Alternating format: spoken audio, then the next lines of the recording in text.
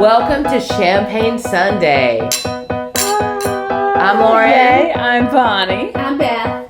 And we're going to talk about life After divorce. And living The best life. and the life you love. Yes, living the life you love on that other side. Cheers. Cheers, welcome. In this new life that we have found ourselves in, what does balance look like to you? That's a good one. I think that's good. Does I that think will we be able to everybody fit wants that balance. You Yeah. crave it, but maybe it's not so easy if you have to think about it, like your example.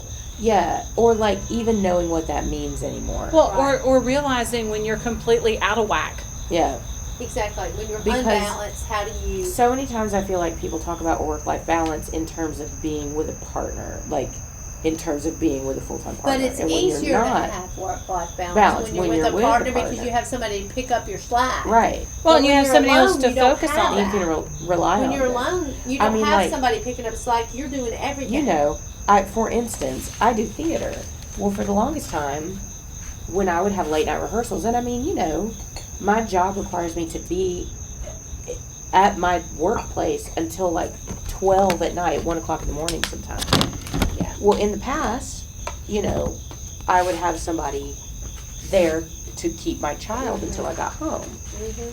And that doesn't exist anymore. So when I have my child now, when I have to be at work till 1 o'clock, I have to figure that out. Right. And luckily, so far, it's been, you know, fine.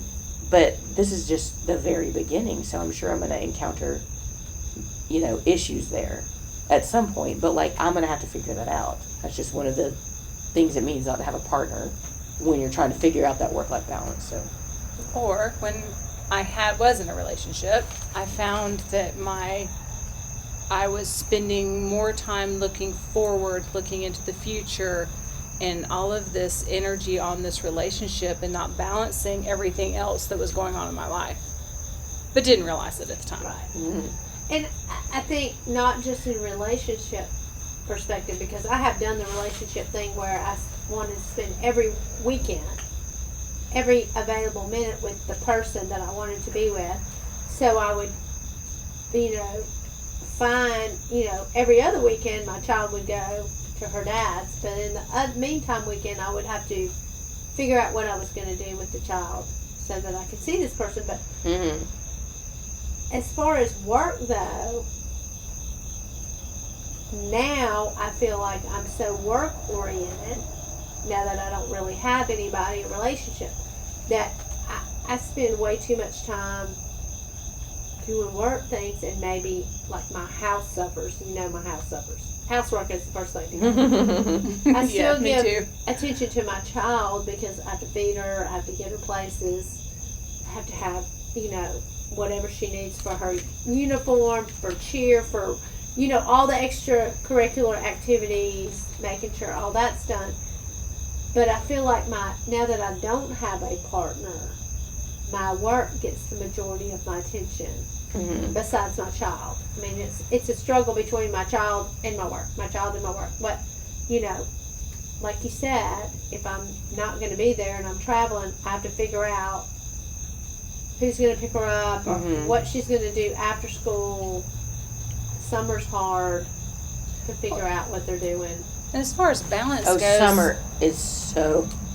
Yeah. Summer's the worst, especially when they can't like stay at home alone. Right. yeah, I've got all the old kids, so it Yeah. doesn't. But you know, balance is it's children, it's our social life, which Champagne Sundays Okay, has been really yes. big for me to keep me social. Me too. Work, Mhm. spiritual life. I mean, Yes. we have got all of these areas, and for us, a big part of what we have to balance is also time to be creative. You're fortunate, Lauren, Yeah, because you that's can what be I do for a creative. living. That is your Right. job to be creative. Right. Yeah. And Beth and I are having to figure out how to make sure that that it's not being pushed to the wayside all the time. Mhm. Because Right. as a creative person, if you're not being creative, Mm-hmm. then you feel kind of lost. Like Well, things I feel don't like feel I'm right. completely out of balance. If I don't stitch, I know it sounds crazy, but if I don't stitch, even if it's sinking one stitch in a day, Mm-hmm. if I don't stitch, the days that I don't stitch, something is off. Like it just throws everything off. And, I put my painting aside to stitch and to work. Working my kid. Well, is most of my time. we talked about this a little bit earlier, but like, if you don't see a therapist, and I think we probably all do. But We like, all it's are so, definitely pro. I will pro getting never. Get help. I will never not see my therapist. It just sets me right every time I go. But this latest time that I saw her, we talked about how my life right now needs to be a sunshine with different rays, and that the different rays are the different aspects, like you were talking about. That you have your boyfriend, you have your kid, you have your job, and then your activities, your friends that you haven't seen in a long time, or that you neglected those relationships because of everything else that was going haywire in your life, to reach back out and make sure those are being cultivated. And then things like health and wellness, and like, your home, and making it, like, all of those have to be equally established. You can't give a whole lot more to one than you're giving to another, or your life just gets crazy. And I'm really bad about that, about not doing some of those things. Well, I think when you're in the middle of chaos Yeah. at the end of your marriage and the divorce, and you're waiting through your separation, and you're waiting for your court date, and you're waiting for your deposition, and and it's so much waiting. It's really hard to stay focused on yourself. It's like purgatory. And your health. Yeah. And eating right, and walking, or whatever you're doing, working out. And then also, that as Southern women, we're taught to put everybody else ahead of ourselves. Right. So that's a very hard cultural norm to go against. And, that's probably one of my worst things. I would rather do something for somebody else than to realize that, hey, I might need a little help, and I might need, asking for help. Asking for help is a big one. I can't. It is, there are some things, we may have spoken about this before. The three of us have definitely talked about this, or at least you and I have. That, like, there are just things you have to do on your own. Mm-hmm. Like, I had a party last weekend, and I needed to change out some light bulbs. And I got on a stool, and it was too short for me. And I was like, I'm going to have to call somebody. I was like, no, I'm not. No, I'm not. I thought it might I'll get back on the stool, and I'm going to go gadget that arm, and I'm going to get it done. Yeah. And I got it done because I thought, I got to figure this out. So that, anyway, that was... But I think it's also. But sometimes you do. Sometimes you have to. You have to have your community. You have to put yourself first. My That's grandmother, the hardest when I thing. was becoming a nurse, my grandmother, who was a hillbilly from Tennessee, used to tell me, you can't nurse somebody else if you're not taking care of yourself first. Mm-hmm. And, when I was young, I thought, that's ridiculous. But as I get older, I realize that's so wise. As a single mom, if you do not take care of your health, and you do not do some things for your health, well-being, sanity, those things that make you feel like a person, like a true person, mm-hmm. and then you can't take care of your kids. No. You can't be good at your job. You can't help other people. So you do have to ask for help. And I think having a therapist has, I did not want to do that for a long time, but really having somebody else's perspective, because there's that saying, you can't see the forest for the trees. When you're in the middle of it, no, you need that other person, especially when you start to think, wait, am I crazy? Like, is all this me? Is everything crazy? And then you talk to an objective person who's like, no, you're absolutely not crazy. Like, this is what is happening. It's super helpful. I think a lot of women get stuck in that. Yeah. And I think a lot of certain types of men Yeah. will make you feel like you're crazy so that they don't have to admit that they've had a girlfriend or done anything or spent your money or, you know, the marital money or any of that, or had a drink when they weren't supposed to, or hiding stuff.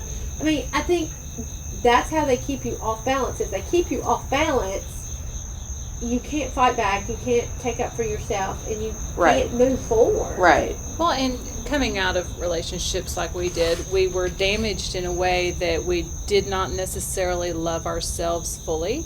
And how can we give of ourselves, because we're all givers. Mm-hmm. You know, you're a nurse and we're educators, so it's just a part of who we are. But how can we give the best of ourselves when we can't even see the best of ourselves? So taking care of of our own person and our own hearts lends us more to give to our people. I think That's true.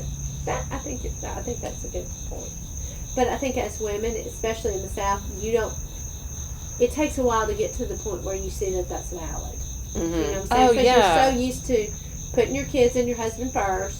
Well, and that was their a huge career distraction. first. And that was a huge distraction for me. I didn't want to see what was going on in my house. I did not want to have to acknowledge And my I don't know alcoholic if husband. I don't know if it's women in general or if it's specific to Southern women, but I think, at least I am, pretty quick to go, what am I doing wrong? What's the matter with me? Yes. Like, Exactly. like what can How I be did I fixing? lead to this problem? When people who I've been with in the past certainly don't have that kind of self-reflection, you know? Well, that's okay. Now, is everybody familiar with Twilight? You know, my Yeah, librarian. yeah, He goes, yeah. And Edward is so astonished that he sits there and tells Bella he can hear everybody else's thoughts, and she's like, well, what's wrong with me that you can't hear mine? And he's like, wait, I just tell you I'm a freak vampire who can hear thoughts, and you want to know what's wrong with you?